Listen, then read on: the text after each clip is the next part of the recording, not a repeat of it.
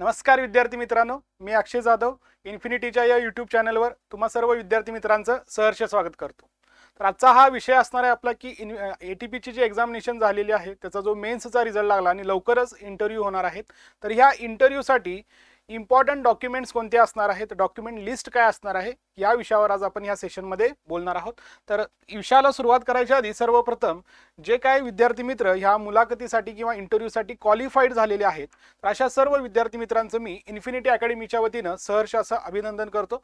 तर या केसमध्ये आता मुलाखतीबद्दल जर आपल्याला बोलायचं झालं तर सगळ्यात पहिल्यांदा आपण या सेशनमध्ये जनरल ज्या काही इन्स्ट्रक्शन्स आहेत ज्या MPSCनं आता ह्या लास्ट वीकमध्येच दिलेल्या आहेत, तुम्हाला सुद्धा ते आपल्या वेबसाईटवर MPSCच्या अवेलेबल आहेत, तिथे जाऊन तुम्ही चेक करू शकता। तर त्या जनरल इन्स्ट्रक्शनबद्दलच आज आपण सुरुवातीला डिटेल बोलणार आहोत आणि त्यानंतर मग त्यामधून इम्पॉर्टंट डॉक्युमेंट्स काय असणार आहेत आणि त्याचबरोबर जेव्हा ही लास्ट टाइम एक्झामिनेशन झाली होती त्यावेळेला जे काय डॉक्युमेंट लिस्ट त्यावेळेला मागवण्यात आलेली होती त्याबद्दल थोडंसं आपण बोलणार आहोत आणि इंटरव्ह्यू प्रिपरेशन बद्दल थोडंफार आपण शॉर्टमध्ये डिस्कशन जे आहे डिस्कशन ह्या सेशनमध्ये बघणार आहोत। तर सर्वप्रथम आपल्याला जसं की माहित आहे की इंटरव्ह्यू जी काही ही प्रोसेस आहे या इंटरव्ह्यूसाठी जितक्या पोस्ट असतात त्या टोटल पोस्टच्या 3 टाइम्स स्टुडंट जे आहेत ते स्टुडंट्स क्वालिफाय केले जातात। 3 पट जे आहेत ते विद्यार्थी जे आहेत हे मेन्समधून क्वालिफाय केले जातात इंटरव्ह्यूसाठी। तशाच पद्धतीनं हा रिझल्ट सुद्धा लागलेला आहे आणि या इंटरव्ह्यूमध्ये जसं की जनरल इन्स्ट्रक्शनमध्ये तुम्हाला इन्फॉर्मेशन MPSCने ऑलरेडी दिलेली आहे। तर या मुलाखतीच्या वेळी विचारण्यात येणाऱ्या प्रश्नांमध्ये इतर प्रश्नांबरोबरच अर्ज केलेल्या पदाची कर्तव्ये म्हणजेच आता थोडक्यात असिस्टंट टाउन प्लॅनर ही पोस्ट आहे तर त्या पोस्टशी रिलेटेड जे काही रिस्पॉन्सिबिलिटी असतील त्याच्याशी रिलेटेड जबाबदाऱ्या असतील त्याच्याशी रिलेटेड क्वेश्चन्स तुम्हाला या इंटरव्ह्यूमध्ये विचारण्यात येण्याचे चान्सेस खूप जास्त आहेत। उमेदवाराने ज्ञानाच्या ज्या विशिष्ट क्षेत्रातील जी काय म्हणजे थोडक्यात इथं डिग्री जी असणार आहे तुमची, मग काही कॅन्डिडेट जे आहे ते सिव्हिल बॅकग्राऊंडचे असतील, काही कॅन्डिडेट जे आहे ते आर्किटेक्चर बॅकग्राऊंडचे असतील, तर त्या सिलेबसशी रिलेटेड तुम्हाला क्वेश्चन जे आहे ते क्वेश्चन्स विचारण्यात या इंटरव्ह्यूमध्ये विचारले जाऊ शकतात। आणि त्याचबरोबर जे काय सध्याची जे काय करंट जे काय प्रॉब्लेम्स आहेत किंवा करंट जे काय अफेअर्स आहेत, करंट जे काय इव्हेंट्स आहेत त्याच्याशी रिलेटेड जे आहेत हे क्वेश्चन तुम्हाला जे आहेत या इंटरव्ह्यूमध्ये विचारले जाऊ शकतात। आणि त्याचबरोबर ज्या डिव्हिजनशी किंवा ज्या भागाशी तुम्ही रिलेटेड आहात त्याच्याशी रिलेटेड जे आहेत, फॉर एक्झाम्पल तुमचं डिस्ट्रिक्ट असेल, तुमचा तालुका असेल, त्याच्याशी रिलेटेड जे आहे ते क्वेश्चन जे आहे ते क्वेश्चन्स ह्या इंटरव्ह्यूमध्ये तुम्हाला विचारले जाऊ शकतात। यामध्ये आणखी एक महत्त्वाची अशी गोष्ट आहे की ह्या पर्टिक्युलर एक्झामिनेशनसाठी 41% मिनिमम मार्क क्रायटेरिया जो आहे इंटरव्ह्यूसाठी हा इथं असणार आहे। म्हणजेच 50 पैकी तुमचा हा इंटरव्ह्यू आहे, म्हणजे सर्वसाधारणपणे 21 मार्क्स जे आहेत हे मार्क्स तुमचा ह्या इंटरव्ह्यूला असणं मॅन्डेटरी आहे। तरच तुमचा जो विचार आहे जसं की ते लिहिलेलं आहे बघा की उमेदवाराचा शिफारशीसाठी विचार करण्यात येईल। म्हणजे थोडक्यात हे जे काय 21 मार्क्स असतील 41% म्हणजेच 50 पैकी जे आहे ते 20.5 होतं, पण 21 मार्क्स जे आहेत ते इंटरव्ह्यूला जर असतील तरच तुमचा विचार फायनल सिलेक्शन मेरिट लिस्टसाठी केला जाईल। तर ह्या थोड्या इम्पॉर्टंट पॉईंट्स होते ह्या इंटरव्ह्यूशी रिलेटेड। आता आपण जनरल इन्स्ट्रक्शन ज्या ह्या वेबसाईटवर अवेलेबल आहेत बघा, इथं 17 तारखेलाच ह्या नव्यानं अपलोड करण्यात आलेले आहेत। त्या जनरल इन्स्ट्रक्शनमध्ये जे काय डॉक्युमेंट्स बद्दल जी काय इन्फॉर्मेशन दिलेली आहे ती आपण ह्या सेशनमध्ये सुरुवातीला बघणार आहोत। तर ह्या डॉक्युमेंटमध्ये जर तुम्ही चेक केलं तर यामध्ये सगळ्यात असे पॉइंट्स दिलेले आहेत। ह्यामध्ये आता सगळ्याच ठिकाणी तुमचे डॉक्युमेंट्स लागतील असं नाही, तुमची कॅटेगरी कोणती आहे, काही जण ओपन कॅटेगरीमधून असतील, काही EWS मधून असतील, काही फिमेल कॅन्डिडेट असतील, तर डिपेंडिंग अपॉन युअर कॅटेगरी यामध्ये तुम्हाला डॉक्युमेंट जे आहे ते डॉक्युमेंट लिस्ट तुम्हाला तयार ठेवायची आहे। तर सगळ्यात पहिल्यांदा जो काय फर्स्ट जे आहे त्यामध्ये दिलेला आहे वयाचा पुरावा। आता ह्यामध्ये बरेचसे ऑप्शन्स दिलेले आहेत वयाच्या पुराव्यासाठी काय काय डॉक्युमेंट चालू शकतात याबद्दल पूर्ण इन्फॉर्मेशन ही जनरल इन्स्ट्रक्शन्स मध्ये दिलेली आहे। बट प्रामुख्याने जर बघायचं झालं तर बऱ्यापैकी आपल्याजवळ 10वीचं किंवा 12वीचं जे काय आपला रिझल्ट असतो, मार्कशीट असतं आणि त्याचबरोबर एक सर्टिफिकेट असतं। तर सर्टिफिकेट जर तुम्ही चेक केलं 10वीचं किंवा 12वीचं तर त्यामध्ये तुमची डेट ऑफ बर्थ जी आहे ही मेन्शन केलेली असते। तर ते तुमचं व्हॅलिड एक तुमचा जे काय एक सर्टिफिकेट असणार तुमच्या एजसाठी, कारण एज लिमिट आहे ह्या पोस्टसाठी, त्यामुळे हे एज चेक करण्यासाठी तुम्हाला हे एक सगळ्यात महत्त्वाचं एक डॉक्युमेंट असणार आहे। किंवा तुमचा जन्म दाखला असेल किंवा कॉलेजचा जो काही लिव्हिंग सर्टिफिकेट असतं, आपलं लिव्हिंग सर्टिफिकेट जे असतं यापैकी कोणतंही एक जर तुमच्याजवळ असेल तर that is sufficient for this as criteria. आणि बरेचसे हे सोडून सुद्धा बरेचसे ऑप्शन्स दिलेले आहेत, बट हे 3 जे आहेत त्या तिन्हीपैकी एक डॉक्युमेंट इझिली तुमच्याजवळ अवेलेबल होऊ शकतं, त्यामुळे ह्यापैकी एक कोणतंही डॉक्युमेंट तुमच्यासोबत सध्या असणं गरजेचं आहे। त्यानंतर नेक्स्ट आहे तुमचा शैक्षणिक अर्हता इत्यादीचा पुरावा. मग यासाठी आता डिपेंडिंग अपॉन तुमचं जे काही डिग्री असेल किंवा तुमचं पोस्ट ग्रॅज्युएशन असेल, काही जणांचा 10वी झाल्यानंतर 12वी असेल, काही जणांचं 10वी झाल्यानंतर डिप्लोमा मग डिग्री असेल, काही जणांनी एमटेक सुद्धा केलं असेल. तर starting from the 10th to your higher education जे काही तुमचे मार्कशीट आहेत आणि जे काही तुमचे सर्टिफिकेट्स असणार आहेत हे सगळं तुमच्याजवळ असणं गरजेचे आहेत. हे सगळे ओरिजिनल डॉक्युमेंट्स तुम्हाला लागतात आणि शक्यतो ट्राय करा की जे काय तुमचं 4 इयरचा जो काही म्हणजे 4 वर्षाची डिग्री असेल किंवा 3 वर्षाचा डिप्लोमा असेल, 2 वर्षाचा एमटेक असेल, तर ह्या पर इयर किंवा पर सेमिस्टर जे रिझल्ट्स आहेत पर इयर तरी ॲटलिस्ट असले पाहिजे तुमच्याजवळ. हे रिझल्ट जे आहे ते पर इयर मार्कशीट जे असणार आहेत हे कलेक्ट करण्याचा ट्राय करा. जर एखाद्या वेळेस तुमच्याजवळ आता सध्या नसेल तर ते कशा पद्धतीनं लवकरात लवकर आपल्याला अवेलेबल करता येईल ह्याकडे जास्त थोडंसं लक्ष द्या. ओके, तर हे रिझल्ट बद्दल आहे. रिझल्ट सगळे आणि सर्टिफिकेट जे आहेत तुमच्या डिग्रीशी रिलेटेड हे तुमच्यासोबत असणं गरजेचं आहे. त्यानंतर नेक्स्ट असेल तुमचं कास्टशी रिलेटेड मागासवर्गीय उमेदवार असल्याबद्दल पुरावा. तर जे कॅन्डिडेट्स रिझर्व्ड कॅटेगरीमध्ये येतात, कोणतीही कॅटेगरी असेल मग त्या केसमध्ये, तर त्यांच्याजवळ जातीचं प्रमाणपत्र म्हणजेच तुमचं जे काय कास्ट सर्टिफिकेट आहे हे कास्ट सर्टिफिकेट असणं गरजेचं आहे. त्यामुळं आणि तुम्हाला हे जे आहे हे वेगवेगळ्या इथं तुम्हाला एक्झाम्पल सुद्धा दिलेले आहेत. विमुक्त जाती असेल, भटक्या जमाती असतील, वेगवेगळे आहेत. जे काय आपण ज्या कॅटेगरीमध्ये येत आहे, ज्या कॅटेगरीमधून आपण फॉर्म फिलअप केलेला आहे त्या कॅटेगरीचं सर्टिफिकेट जे आहे हे सर्टिफिकेट असणं तुमच्याजवळ कास्ट सर्टिफिकेट असणं हे गरजेचं आहे. त्यानंतर नॉन क्रिमिलियर प्रमाणपत्र जे व्हॅलिड जे असणार आहे, इयर चेक करा तुमचं जी काय व्हॅलिडिटी आहे त्यानुसार. नॉन क्रिमिलियर जे आहे हे नॉन क्रिमिलियर सुद्धा तुमच्यासोबत असणं गरजेचं आहे. काही कॅटेगरीज आहेत त्यासाठी हे नॉन क्रिमिलियरमध्ये अपवाद असतील, EWS असेल किंवा SC ST असेल, तर काही कॅटेगरीजमध्ये ह्याला अपवाद आहे. तर तुम्हाला चेक करून तुम्ही कोणत्या कॅटेगरीमध्ये येत आहात त्यानुसार हे जे काय नॉन क्रिमिलियर आहे हे नॉन क्रिमिलियर तुमच्याजवळ असणं आता सध्या गरजेचं आहे. ओके, तर नॉन क्रिमिलियर सर्टिफिकेट एक असेल. त्यानंतर मराठी भाषेचं ज्ञान असल्याचा पुरावा. तर ह्यासाठी तुम्ही 10वी मध्ये असताना किंवा 12वी मध्ये असताना जर तुम्हाला मराठी सब्जेक्ट असेल तर त्याचं जे काय मार्कशीट असेल दॅट इज सफिशियंट. जर नसेल तर तुम्हाला काही या केसमध्ये आता उमेदवार उत्तम रीतीने मराठी भाषा वाचू, लिहू आणि बोलू शकतो अशा आशयाचे संबंधित विद्यापीठाशी संलग्न असलेल्या महाविद्यालयातील किंवा पदव्युत्तर संस्थेतील भाषा शिक्षकाने दिलेले आणि महाविद्यालयाच्या किंवा संस्थेच्या प्राचार्यांनी प्रति स्वाक्षरित केलेले प्रमाणपत्र हे असणं गरजेचं आहे. जर तुमच्या अथवा म्हणलेला येतं बघा इथं अथवा म्हणलेला आहे. डायरेक्टली जर तुमच्या या केसमध्ये मॅट्रिक किंवा तुमच्या म्हणजे 12th मध्ये किंवा 10th मध्ये जर मराठी सब्जेक्ट असेल तर दॅट इज सफिशियंट.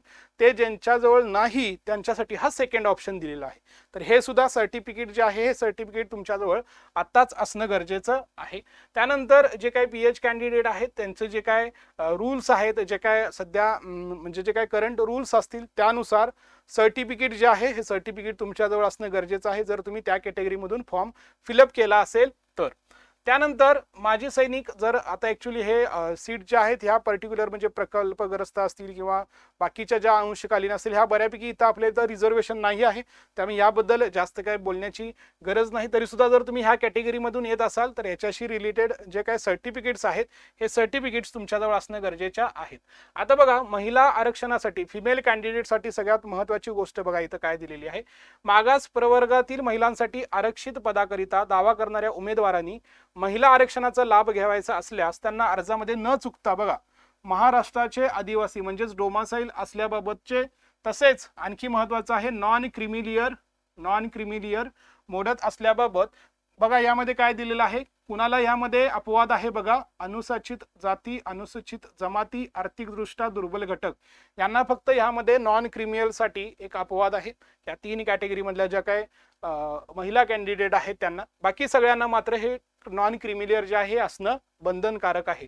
त्याचबरोबर अमागास महिलांसाठी आरक्षित असलेल्या पदासाठी दावा करणाऱ्या अमागास महिला उमेदवारांनी विविध नमुन्यात सक्षम प्राधिकाऱ्यांनी यांनी प्रदान केलेले नॉन क्रिमिलियर प्रमाणपत्र सादर करणं आवश्यक आहे. म्हणजे जे फिमेल कॅन्डिडेट्स आहेत, जे जनरल कॅटेगरीमध्ये फिमेल कॅन्डिडेट्स आहेत त्यांच्याजवळ सुद्धा नॉन क्रिमिलियर सर्टिफिकेट जे आहे हे असणं ह्या केसमध्ये बंधनकारक आहे. म्हणजे फक्त अपवाद जो आहे SC ST आणि EWSच्या ज्या काय कॅन्डिडेट्स असणार आहेत, फिमेल कॅन्डिडेट्स असणार आहेत त्यांनाच फक्त अपवाद आहे. बाकी सगळ्यांना फिमेल कॅन्डिडेटमध्ये हे नॉन क्रिमिलियर जे आहे हे असणं बंधनकारक आहे. हे महत्त्वाची गोष्ट लक्षात ठेवा. ओके, त्यानंतर खेळाडूंसाठीच्या आरक्षणासाठी पात्र असल्याचा पुरावा. आता खेळाडू आणि अनाथ याचा आपला एक सेपरेट व्हिडिओ आपल्या यूट्यूब चॅनलवर अवेलेबल आहे, डिटेल व्हिडिओ अवेलेबल आहे. तर जे कॅन्डिडेट ह्यामधून स्पोर्ट्स कोट्यातून किंवा अनाथ या कोट्यामधून येत आहेत तर त्यांनी तो व्हिडिओ जो आहे हा नक्की बघावा. त्याच्याशी रिलेटेड जे सर्टिफिकेट आहेत हे सर्टिफिकेट तुमच्याजवळ असणं गरजेचं आहे. आता आणखी एक महत्त्वाची अशी गोष्ट आहे की मॅरिड वुमेन असतील त्यांनी फॉर्म भरताना एक वेगळं नाव असेल सपोज, आणि ह्या कालांतरात जर ATPची जी काय एक्झामिनेशन झाली बरोबर, आता इंटरव्ह्यू आले, त्यामध्ये जर अशा कॅन्डिडेटचं जर लग्न झालं असेल आणि लग्नानंतर जर नाव बदललेलं असेल तर त्यांच्यासाठी सुद्धा ही महत्त्वाची गोष्ट अशी आहे की विवाहित स्त्रियांना विवाह निबंधक यांनी दिलेला दाखला, हा एक दाखला तर असणं गरजेचं आहे, किंवा नावात बदल झाल्यासंबंधी अधिसूचित केलेले राजपत्र किंवा राजपत्रित अधिकारी यांच्याकडून नावात बदल झाल्यासंबंधीचा दाखला सादर करणं आवश्यक आहे. तर ह्यापैकी कोणताही एक दाखला तुमच्याजवळ असेल, सर्टिफिकेट असेल तर दॅट इज सफिशियंट जर नावामध्ये चेंज झाला असेल तर. त्यानंतर हे बऱ्यापैकी लागतं सर्वांना, ह्याचा फॉर्मॅट जो आहे हा फॉर्मॅट अवेलेबल असतो, तिथंही देतात तुम्हाला बऱ्याचदा, पण शक्यतो तुमच्यासोबतच हा जो काय लहान स्मॉल फॅमिली जे सर्टिफिकेट आहे याचा डायरेक्टली तुम्हाला MPSCच्या वेबसाईटवर सुद्धा मिळून जाईल. तर याची प्रिंटआउट घ्यायची आहे आणि हा फॉर्म सुद्धा तुम्हाला सोबत घेऊन जाण्याचं गरजेचं आहे. ओके, सो विविध नमुन्यानुसार स्टॅम्प पेपर नसलेल्या साध्या कागदांवर टंकलिखित करून प्रतिज्ञापत्र सादर करावे. हा ॲक्च्युली फॉर्मॅट तयार असतो, यामध्ये तुम्हाला फक्त तुमची इन्फॉर्मेशन फिलअप करायची असते. 2 पेक्षा कमी किंवा 2 किंवा 2 पेक्षा कमी तुमच्याला चिल्ड्रन्स असणं हा असा क्रायटेरिया असतो. तर हे माहिती तुम्हाला त्यामध्ये फिलअप करून हे सुद्धा सर्टिफिकेट तुम्हाला घेऊन जायचं आहे. आणि सगळ्यात महत्त्वाचं तुमचं जे ओळखपत्र असणार आहे, जसं एक्झामसाठी आयडेंटिटी कार्ड तुम्हाला वेगवेगळे ऑप्शन दिले होते, त्यामध्ये मग तुमचं आधार कार्ड असेल, पासपोर्ट असेल, पॅन कार्ड असेल, बरेचसे ऑप्शन्स दिलेले आहेत. यापैकी कोणतंही ड्रायव्हिंग लायसन्स असेल, यापैकी कोणतंही एक ओळखपत्र आणि त्याचं झेरॉक्स जे आहे तुम्हाला सोबत नेणं यामध्ये मॅन्डेटरी असणार आहे. तर ह्या सगळ्या ज्या आहेत ह्या सगळ्या तुमच्या जनरल इन्स्ट्रक्शन मधल्या ज्या काही सगळ्या डॉक्युमेंट्स बद्दलची इन्फॉर्मेशन होती ती होती. आता जर आपण प्रिव्हियस टाइम जेव्हा ही एक्झामिनेशन झाली होती त्यावेळेला, आता सुद्धा बघा MPSCचे 2019चे जे काही MESCची एक्झामिनेशन झाली त्याचे इंटरव्ह्यू झाले, 2020ची जी काही एक्झाम झालेली त्याचीही इंटरव्ह्यू आता झालेले आहेत.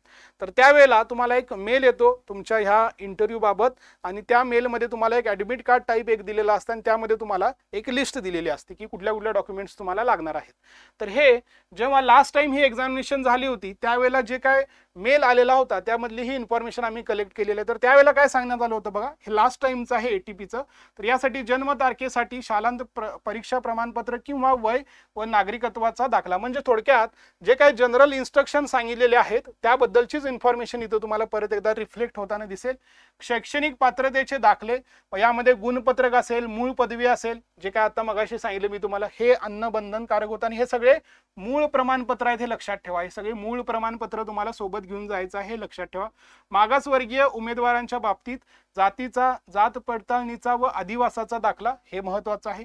विवाहित महिला उमेदवारांची प्रमाणपत्रे, त्यांच्या पूर्वीच्या नावे असतील तर विवाहानंतर नाव बदलल्यासंबंधीचा दाखला, जे मगाशी सांगितले मी त्याबद्दलच आहे. हे उमेदवाराने विजा, भटक्या जमाती क असेल, ड असेल किंवा विशेष मागासवर्ग ह्याबद्दल बरेचसे असं सांगितले, ह्या वर्गवारीच्या आरक्षणाचा दावा केला असल्यास उमेदवारात क्रिमी मध्ये येत नाही, म्हणजेच थोडक्यात NCL नॉन क्रिमिलियर कुणाकुणासाठी ऍप्लिकेबल आहे हे त्यावेळचा हा रूल होता. आत्ताचा सुद्धा रूल जो आहे आपण बघू, त्यानुसार हे जे काही NCL आहे हे लागणार आहे तुम्हाला.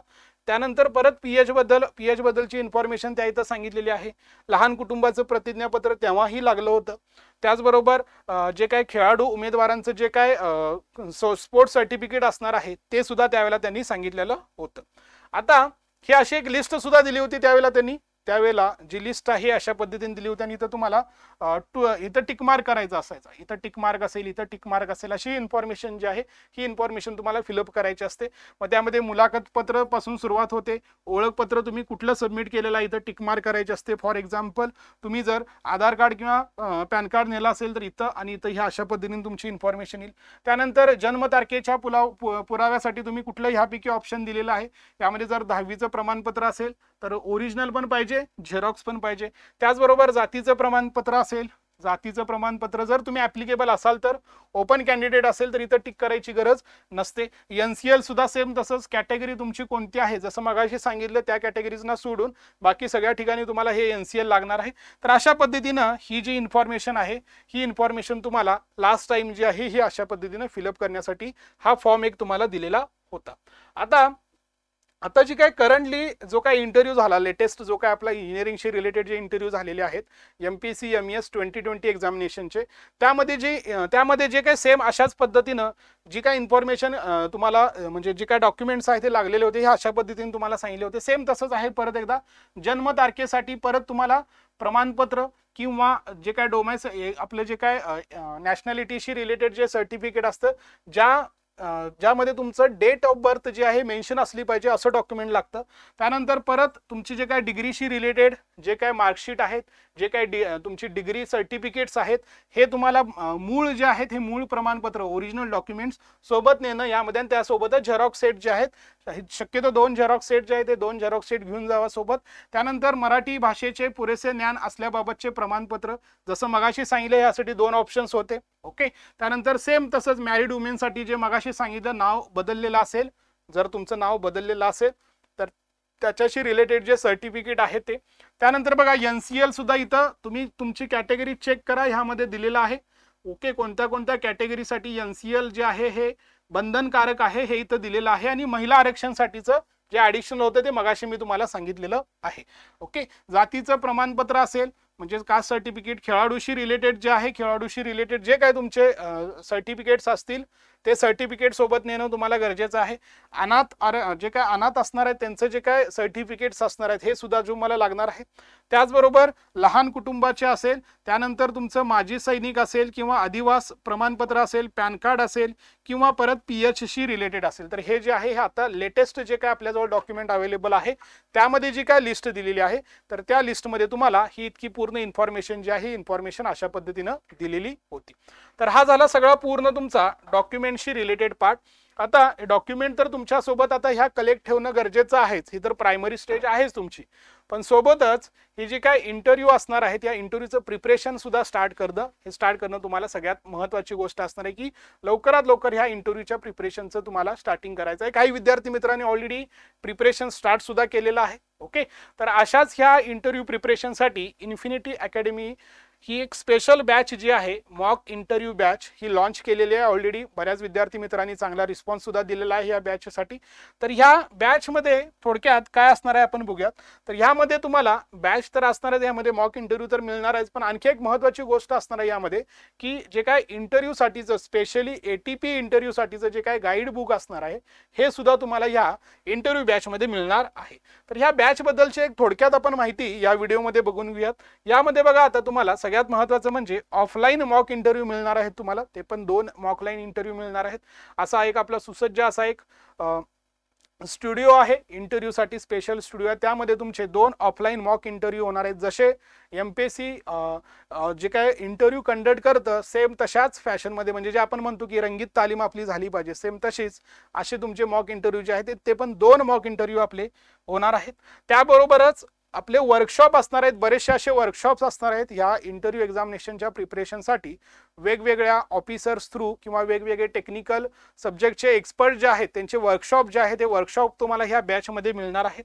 त्याचबरोबर ही आपली एक एक्सपर्ट टीम आहे की यामध्ये बरेचसे ऑफिसरची सुद्धा नावं दिसतील तुम्हाला, आणि त्याचबरोबर जे काय टेक्निकल सब्जेक्ट एक्सपर्ट्स असतील आणि त्याचबरोबर जे काय GS सब्जेक्ट्स म्हणजे यामध्ये जे काय नॉन टेक्निकल सब्जेक्टशी रिलेटेड जो पार्ट असणार आहे ती ही फॅकल्टी आपल्याजवळ अवेलेबल आहे. तर असा हा लार्ज जो काय आहे लार्ज आपल्याजवळ टीम अवेलेबल आहे स्पेशली ह्या एका बॅचसाठी असणार आहे. पूर्णपणे हे डेडिकेटली जे आहे ह्या पूर्ण बॅचशी रिलेटेड जे काय पॉईंट्स असतील तुमचे टेक्निकल असतील नॉन टेक्निकल असतील तुमचे प्रोफाईलशी रिलेटेड असतील सगळ्या पॉईंटचं गायडन्स जे आहे गायडन्स तुम्हाला ह्या बॅचमध्ये मिळणार आहे. तर ही आपली टीम असणार आहे या बॅचसाठी. त्याचबरोबर जसं की मी तुम्हाला सांगितलं की ह्या इंटरव्ह्यूशी रिलेटेड जे काय आहे हे परिपूर्ण तयारीसाठी पूर्ण जे काय नवीन पूर्ण सिलेबसनुसार अपडेटेड जे आहे जो काय सिलेबस आलेला आहे ATPचा त्या सिलेबसच्या धर्तीवर हे बुक एक आपल्याला मिळणार आहे त्या इंटरव्ह्यू बॅचमध्येच. तर हे बुकमध्ये तुम्हाला पूर्णपणे इन्फॉर्मेशन ह्या इंटरव्ह्यूसाठी ATPसाठी जे काय डिपार्टमेंटबद्दल असेल किंवा प्रिव्हियस जे काय क्वेश्चन्स असतील वेगवेगळ्या ह्या ATP मध्ये विचारण्यात आले, हे सगळे पूर्णपणे असं बुक तुम्हाला एक परफेक्ट बुक जे आहे ह्या बॅच थ्रू तुम्हाला मिळणार आहे. तर ही एक फीचर असणार आहे ह्या बॅचशी रिलेटेड. त्याचबरोबर सगळ्यात महत्त्वाची गोष्ट अशी असणार आहे की ह्यामध्ये तुमचं जे काही इंटरव्ह्यू होणार आहेत हे पूर्णपणे इन कॅमेरा इंटरव्ह्यू होणार आहेत, जेणेकरून तुम्ही कुठं चुकत आहात किंवा काय तुमचे पॉईंट्स कुठे चुकले, बॉडी लँग्वेज कशी होते, हे सगळ्या गोष्टी ज्या आहेत त्या सगळ्या गोष्टी तुम्हाला समजण्यासाठी मदत होईल. आणि नक्की ह्या ज्या काही चुका आहेत या तुम्ही ॲक्च्युअल इंटरव्ह्यूच्या वेळेला हा तुम्ही टाळू शकता. यासाठी हा इन कॅमेरा इंटरव्ह्यू सुद्धा तुम्हाला फॅसिलिटी ह्यामध्ये मिळणार आहे. आणि त्याचबरोबर तुमच्या प्रोफाईलचं ॲनालिसिस करून तुम्हाला जो फीडबॅक आहे हे फीडबॅक आपले एक्सपर्ट जे आहेत ते एक्सपर्ट देणार आहेत, ज्याचा तुम्हाला फायदा होईल. तुमचा स्कोअर जो असणार आहे आउट ऑफ 50 जो स्कोअर असणार आहे हा बूस्ट करण्यासाठी तुम्हाला या पॉईंटचा जो असणार आहे हा फीडबॅक सिस्टीमचा जो आहे या फीडबॅक सिस्टीमचा तुम्हाला नक्कीच फायदा होणार आहे. तर त्याचबरोबर आणखी एक महत्त्वाची गोष्ट यामध्ये असणार आहे की ह्यामध्ये तुम्हाला इंडिव्हिज्युअल काउन्सिलिंग मिळणार आहे सगळ्या कॅन्डिडेटसाठी. म्हणजे तुमचे जे काही डाऊट्स असतील, तुमचे स्ट्रॉंग पॉईंट्स असतील, वीक पॉईंट्स असतील, ह्यावर आपण डिस्कशन घेणार आहोत, काउन्सिलिंग करणार आहोत. तर अशा पद्धतीने हे पूर्णपणे ह्या पर्टिक्युलर बॅचचे फीचर्स असणार आहेत.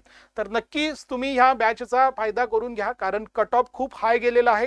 यामध्ये एक आणि एक मार्क खूप महत्त्वाचा असणार आहे. कॉम्पिटिशन किती लेवलला इन्क्रीज झालेलं आहे हे तुम्हाला नवीन सांगायची गरज नाही. जागा खूप कमी आहेत. आपल्याला या केसमध्ये सिलेक्शन पाहिजे असेल तर हे पूर्णपणे सिलेक्शन आता तुमच्या इंटरव्ह्यूच्या मार्कांवर डिपेंड असणार आहे. 50 मार्क्सचा इंटरव्ह्यू आहे, मॅक्झिमम मार्क्स आपल्याला घ्यायचे आहेत. माझं सध्या इतकंच लीड आहे, माझं तितकंच लीड आहे. यामध्ये आता जास्त वेळ वाया घालवू नका. मॅक्झिमम मार्क्स आपल्याला ह्या इंटरव्ह्यूमध्ये कशा पद्धतीने कव्हर करता येतील याकडे जास्तीत जास्त लक्ष तुम्हाला द्यायचं आहे. तर यासाठी जर तुम्हाला काहीही इन्फॉर्मेशन ह्या बॅचबद्दल आणखी इन्फॉर्मेशन हवी असेल तर स्क्रीनवर तुम्हाला नंबर दिसत आहे, त्या नंबरवर कॉल करा किंवा आपली पुणे इथं नारायणपेठमध्ये ही ब्रँच आहे आपली मानकरवाडा इथं, तर तिथं प्रत्यक्ष येऊन भेट द्या. तुम्हाला आणखी व्यवस्थितरित्या याबद्दल डिटेल जे आहे ही डिटेल इन्फॉर्मेशन तिथं मिळून जाईल. Okay, so best luck for your interview preparation. Thank you.